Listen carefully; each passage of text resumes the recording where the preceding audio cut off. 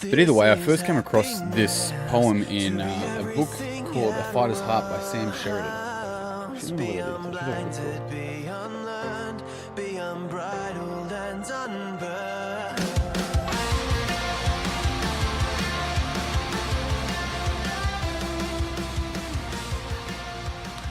Hey everyone, and welcome back to another episode of Mood Prep. My name is Dave Nixon, and today we will go through a little poem that I may have mentioned this in a previous podcast. I have no idea. I assume I may have at some point.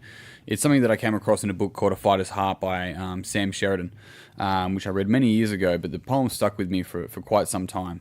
And it's been pulled forward as one of the ladies in the Mood Prep online group posted a question around the Serena Williams debacle situation, whatever it is you want to call it. And not from this perspective of, was it racist or sexist? Park that aside at the moment. It was more so like, why do we care so much about someone that we may never meet and definitely probably most likely will never know, their behaviors and how it affects us and that. And it really got me sort of thinking in many different sort of facets, and I try to pull my thoughts apart a little bit more in that group, in the comment on it.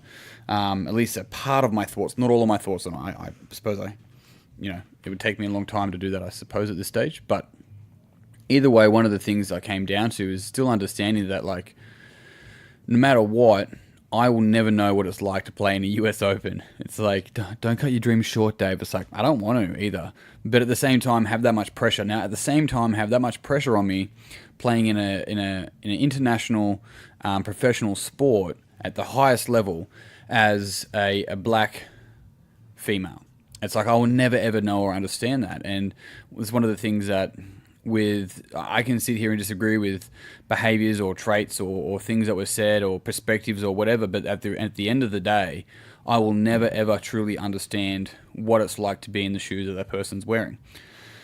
And this poem that I'll share with you in just a moment, when I first read this, and the reason why it stuck with me is that I understood then that I cannot understand anyone else's perspective. I can do whatever I can to at least try to look at their perspective and understand it. But the thing is that nobody else can understand mine either. Now, I say that as in, like, we can get it, we can understand it up to a degree, but not to the degree that we ourselves understand.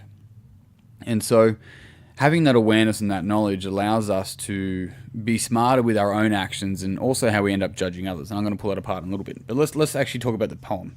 And I'm going to do a little Google search as well and see if I can find out who the author is. Give me 2 moments, guys. Great. So Domingo Ortega, I believe, I don't know if I'm pronouncing that correctly. Anyway, that's the author of this poem. And the poem, which was also known to be in JFKs Wallet. This is one of the poems that he held with him at all times.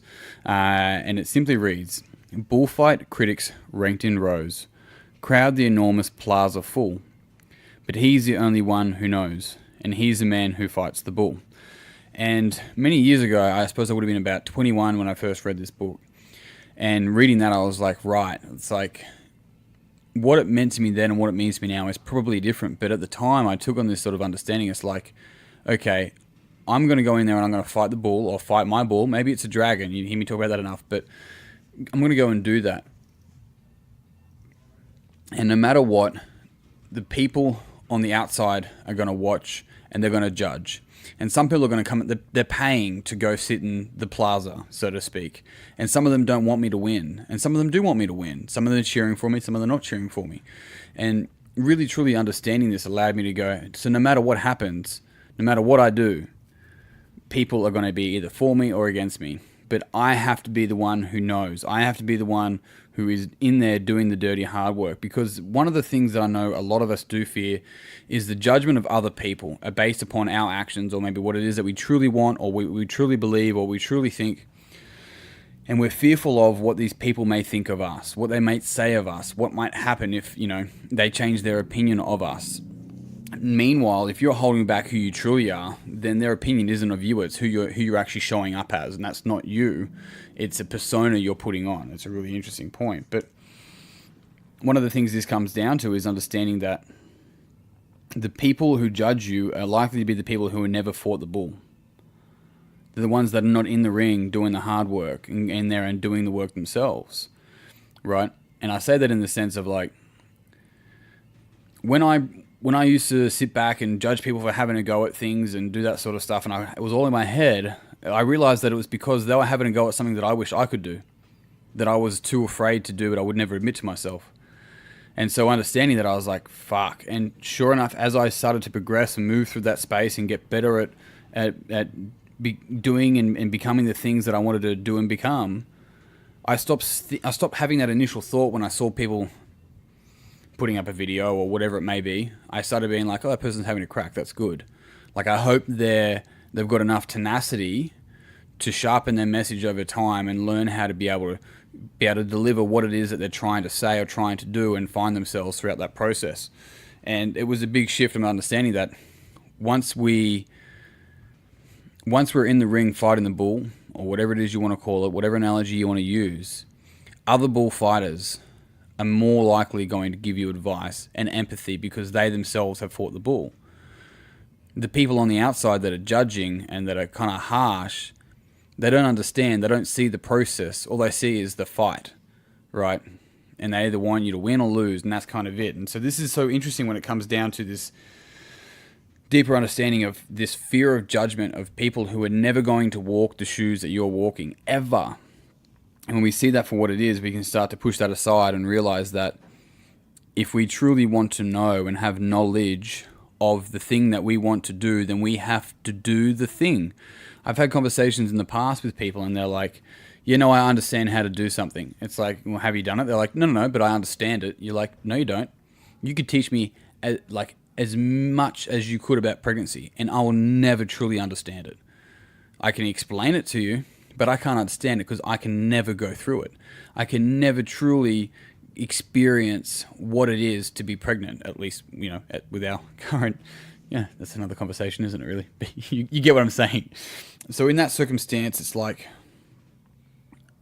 become aware of the times that we stop ourselves from getting better based upon the judgment of other people about having a go at the thing that's truly important to us. Because taking that first step, taking the second step, taking the third step in the early days of your like, I'm going to say career, but what I really mean is your people call it gift to the world, like your art, right? Your expression. Now that could be as a lawyer. I don't give a shit what vehicle you choose to use, right? I choose to use podcasting, a gym, coaching. That's the vehicle I choose to use. Other people choose to use music.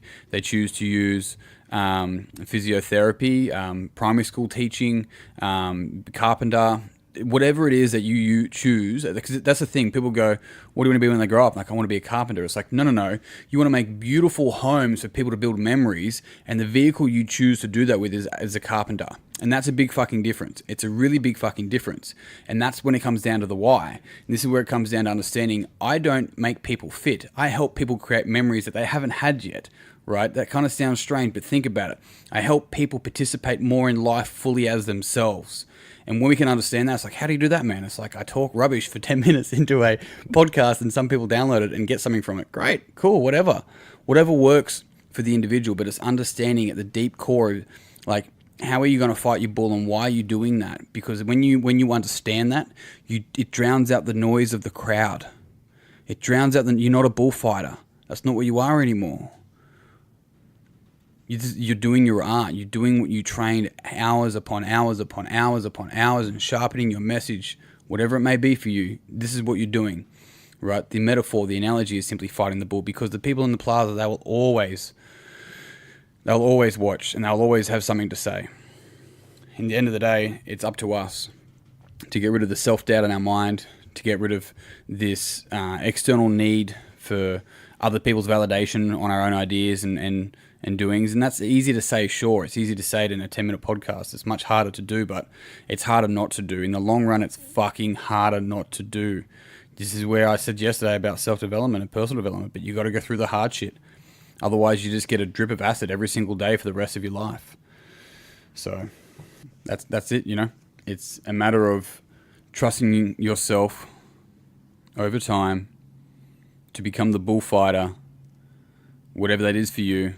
Whatever the bull is and whatever it is that you're fighting, you understand the metaphor and the analogy that I'm using, and it's relating directly exactly to who you are today and what it is you're wanting to do with your life. And that's not a PT. You don't want to be a PT. Don't want to be a nurse.